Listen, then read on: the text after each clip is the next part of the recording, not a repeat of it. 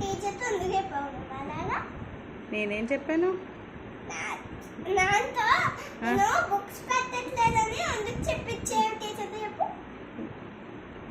నేనేం చెప్పించాను? చెప్పింది కూడా అర్థం కావట్లేదా?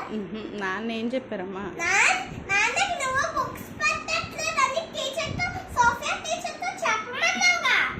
అది వ్యాన్ ఫీజు గురించి ఫీజు కాదు అబద్ధం నాతో చెప్పించి కానీ బుక్స్ పెట్టట్లేదు సోఫియా టీచర్ చెప్పించాడు. అది నేను విన్నా. ఏం విన్నావమ్మా నువ్వు? నాన్న వ్యాన్ ఫీజు గురించే మాట్లాడారు.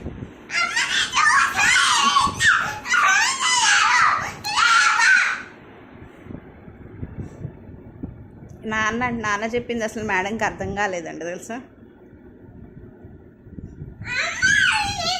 ఏం చెప్పారు చెప్పు? నాన్న ఏం చెప్పారు?